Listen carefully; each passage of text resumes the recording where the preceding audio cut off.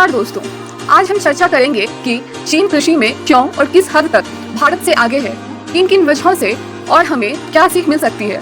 यह एक लगभग 30 से 35 मिनट का YouTube स्क्रिप्ट होगा जिसमें हम क्रमबद्ध तरीके से कारणों को देखेंगे, तथ्यों के साथ उदाहरणों लेंगे और निष्कर्ष में सुझाव देंगे। नोट, यहाँ उद्देश्य तुलना करने का है ताकि सीख मिल सके। यह किसी को छोटा दिखाने का नहीं बल्कि समझने और सुधारने का है। चलिए शुरुआत करते हैं। नंबर 1, स्थिति का अवलोकन। चीन और भारत दोनों ही बड़े कृषि राष्ट्र हैं। उदाहरण के लिए चीन का प्रत्येक हेक्टेयर पर अनाज उत्पादन सीरियल यील्ड लगभग 5,535 kg पर हेक्टेयर है, जबकि भारत में लगभग 2,647 kg पर हेक्टेयर है। यानी छोटे क्षेत्र में भी चीन में उत्पादकता प्रोडक्टिविटी बेहतर है। आज हम देखेंगे कि यह बेहतर क्यों है और किन किन कारणों की वजह से है। नंबर 2, नीति एवं संस्थागत संरचना। चीन में 1978 के बाद अपने कृषि क्षेत्र में बड़ी नीति सुधारें की, जैसे कि household responsibility system that is घर परिवार जिम्मेदारी प्रणाली लागू करना। इसे लागू करके किसान को अपनी जमीन पर निर्णय लेने का बेहतर अधिकार मिला। मैं क्यों जाऊंगा, कब बेचूंगा जैसे विकल्प। इसके साथ ही ग्रामीण बुनियादी ढांचा दैट इज इंफ्रास्ट्रक्चर, बाजार पहुंच, सिंचाई आदि को मजबूत किया गया। भारत में कृषि नीति बहुत व्यापक है, लेकिन अक्सर लागू होने में देरी, छोटे किसानों की संख्या, भूमि संसाधनों का विखंडन आदि चुनौतियां रहती हैं।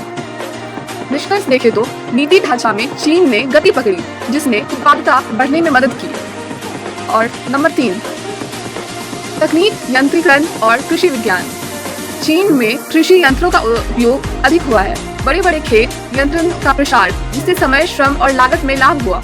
उदाहरण के तौर पर भारत की तुलना में चीन ने कम क्षेत्र में कम संसाधन उपयोग कर अधिक उत्पादन किया है। क्षेत्र शोध विकास में चीन ने तेजी दिखाई है। बेहतर बीज, जलवायु अनुरूप फसलें, भूमि सुधार आदि।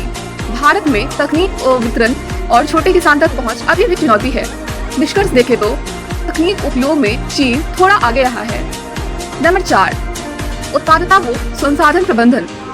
चीन ने सिंचाई, भूमि आकार, उत्पादन प्रबंधन में बेहतर काम किया है। उदाहरण के लिए भारत में सिंचाई कवरेज कम रही है, जिससे मानसून पर निर्भर अधिक है। चीन ने भूमि का समेकन और बड़े प्रोडक्शन यूनिट्स की और कदम बढ़ाया है, जिससे लागत कम हुई और उत्पादन बेहतर हुआ। संसाधन प्रबंधन जैसे कि उर्वरक, जल, श्रम का बेहतर उपयोग हुआ। भारत में कभी कभी इसका अति अल्प उपयोग समस्या बन जाता है। निष्कर्ष देखें तो हम ये समझते हैं कि संसाधनों को बेहतर तरीके से प्रबंधित करके चीन ने बेहतर गतिक्रम पकड़ा। नंबर 5, बाजार, लॉजिस्टिक्स और बुनियादी ढांचा। उत्पादन बढ़ने के साथ साथ बाजार में पहुंच, ठंडा भंडार दैट इज कोल्ड चेन, परिवहन सुविधाएं आदि महत्वपूर्ण है। चीन ने इस पर काफी निवेश किया है।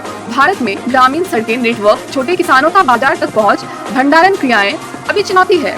उदाहरण के लिए देखें तो अगर किसान का उत्पादन बढ़ जाए लेकिन उसे अच्छा बाजार नहीं मिले तो लाभ नहीं उठाया जा सकता। निष्कर्षण के तौर पर देखें तो चीन ने उत्पादन के बाद की सीढ़ियां दैट इज पोस्ट प्रोडक्शन को मजबूत किया। नंबर 6, चुनौतियां एवं भारत के लिए सीख। इससे हमें क्या मिलती है? चुनौतियां जैसे कि चीन को भी पर्यावरण संबंधी समस्याएं, जल संसाधन संकट, भूमि क्षय आदि का सामना करना पड़ रहा है। भारत को निम्नलिखित बिंदुओं पर काम करना होगा: छोटे किसान को तकनीक सेवा पहुंचाना, किसानों का समूह बनाना, सिंचाई का बुनियादी ढांचा को बेहतर बनाना, कृषि नीति में तेजी लाना एवं कृषि उद्योगीकरण को बढ़ावा देना, बाजार, लॉजिस्टिक, भंडार सुविधाएं, मूल्य प्राप्त सुनिश्चित करना। हम यह सीखते हैं कि चाहे कितना भी अच्छा उत्पादन हो, अगर प्रक्रिया that is policy to technology to बाजार सुधर जाए तो परिणाम बेहतर होगा। चलिए हम लास्ट में देखते हैं कि हमने इससे क्या सीखा।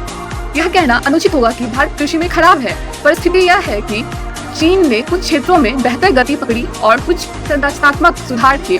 भारत के पास बहुत मौके हैं, जैसे कि भूमि, मानव साधन, नवन प्रतीति और सुविधा से कृषि उत्पादकता एवं लाभ में वृद्धि संभव है।